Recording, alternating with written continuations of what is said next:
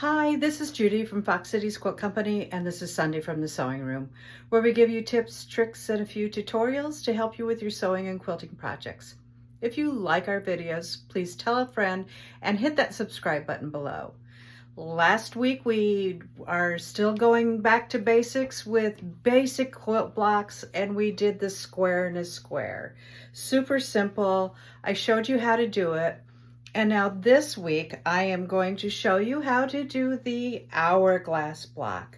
It's really pretty, it's really simple, and I'm going to show you how to get that done. A lot of these blocks that I'm showing you, you can put them together to make something really fabulous, and that's why I'm showing you all of these basic blocks, is so that you can up your quilting game and make something really, really fun. But let's get this hourglass quilt block going. I'm going to show you how to do it. In order to create your hourglass block, and let me show you again what that looks like, you are going to need 2 half square triangles, and you've made them 1,000 times. Here I'll show you. I've drawn a diagonal line from corner to corner with 2 fabrics right sides together, and I'm going to stitch 1/4 inch on each side of the line, and then I will cut on the line. Once I do that, I cut on the line, I press to my darker fabric, and in this case, that's the yellow. This is where everything is different, because usually you see me squaring this up to the size I want with my block lock ruler, but I don't want to do that this time. What I want to do is I want to put these right sides together and make another set of half square triangles, but this time they will be opposite. So what I need to do right now is I got to find my ruler and my pen, and I am going to draw a line, another line, from diagonal to diagonal once, and this is going to be my center. So I don't want to draw from here to here, I want to draw the opposite way. And I'm going to drag this from the center out because it's hard to get across that seam. So that way I have a line from diagonal to diagonal. Then what I'm going to do is I am going to place my second half square triangle that I already made underneath, and I want my colors to be opposite. So the white goes on the yellow, and the yellow will go on the white, and we will nest those seams just like that. And we're going to do our best to make sure that all of these corners line up. And so what I'm going to do now is I am going to take this to my machine, and I am going to sew 1/4 inch on each side of this line. And I will come back and show you what happens when we cut those apart. But when you feed this into your sewing machine, feed it in so that you can press this seam up into that yellow seam that's underneath. When I do that, you have to be very careful, because what we want is, the reason that we're doing that and we want to feel that nest in there, is because we want these points to come together really pretty. So let me go to my sewing machine. I will stitch 1/4 inch on each side of this line, and I'll come right back to you. Okay, so I have stitched, let me bring this up to the camera so you can see, I have stitched 1/4 inch on each side of that line. That's the line I drew earlier, and this is what it looks like on the back. And now I am going to cut this on the line, and I will end up with 2 hourglass blocks, but not so fast. We got to square them up, remember? Okay, so here's 1 and 2. So what I really want to do now is open that up so you can see that that nested so nicely in there.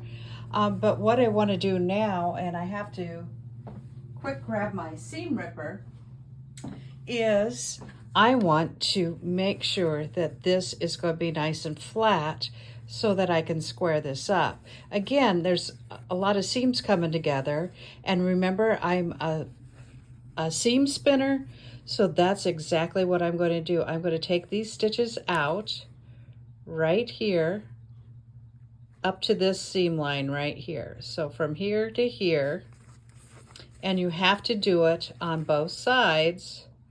Let me take this out from here to here.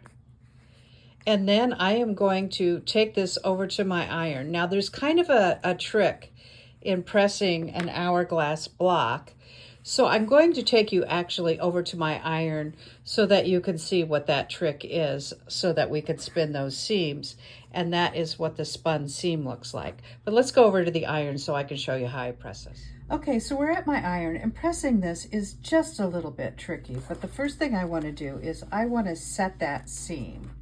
Okay, so when I set that seam, it molds all those fibers around each other. Now what I want to do is I'm going to go ahead and open this up, and I'm going to want to spin this, but I don't really like pressing from the back because you get pleats when you press from the back. So let me show you what I did again. When I open this up like this, I'm going to pull these seams apart and kind of finger press that in the center. And then I'm just going to hit it with a little bit of an iron to hold that open. And then I'm going to flip this back over, and the seams want to lay the correct way. But the reason I'm doing this from the front is so we don't get pleats. So I'm going to kind of press towards that seam and then press towards that seam, so that it gets really nice and flat in there. And let me show you what the back looks like. So yeah, I really do think that pressing from the front is always better, because then you avoid those pleats like you get when you press from the back. Okay, so here is my pressed block from the back, and here's what it looks like from the front. And obviously this needs to be trimmed up. So the size of the block that I want is 5 inches finished or 5.5 unfinished. If I take that 5.5 and I divide it by 2, that is 2 3/4 inches. So we know that that center point has to be 2 3/4 inches from all of the sides in order to be a perfectly square hourglass block. So what I'm going to do is I have a 6.5 inch ruler, and it has a 90-degree line on it, and I am going to lay that 90-degree line so that it is on my seam.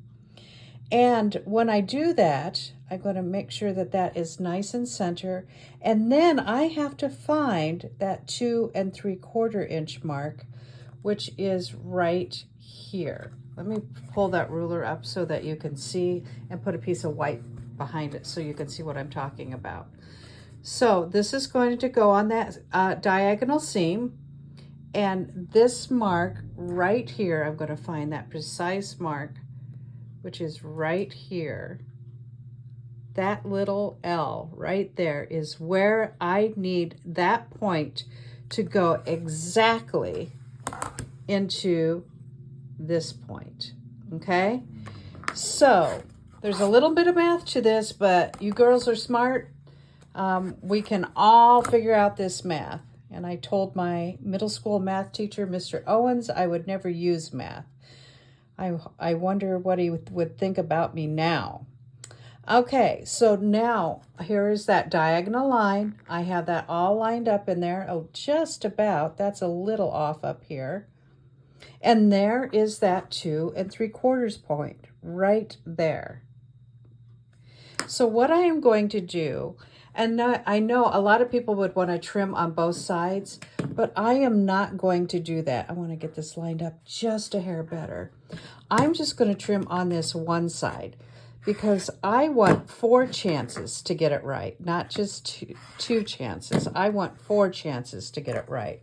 So there is my first cut. Okay, now I am going to turn this 90 degrees, and I turned it to my left, and I am going to line that up again.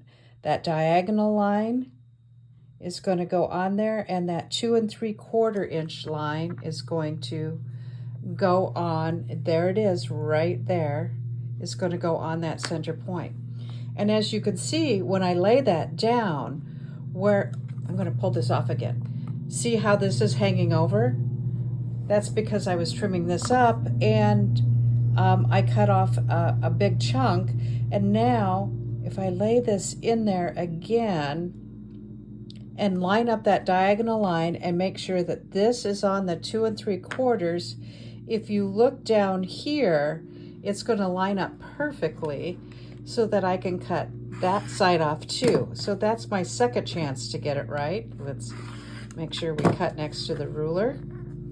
Then I'm going to turn it one more time, and look at that, came out really nice on that corner right there. I'm going to turn this one more time because we have to do it 4 times because there's 4 sides to this square. And as you can see, when I'm lining this up with that diagonal line and that 2 3/4 inch mark, we are now hitting that 5.5 inches. So you can see that number 5 here. Let me use a pen so you can see that number 5, and here's my half. So it is lining up there and there. And now I'm going to cut, oop, I nudged it. Got to get that back into place because I really care whether or not these are square or not.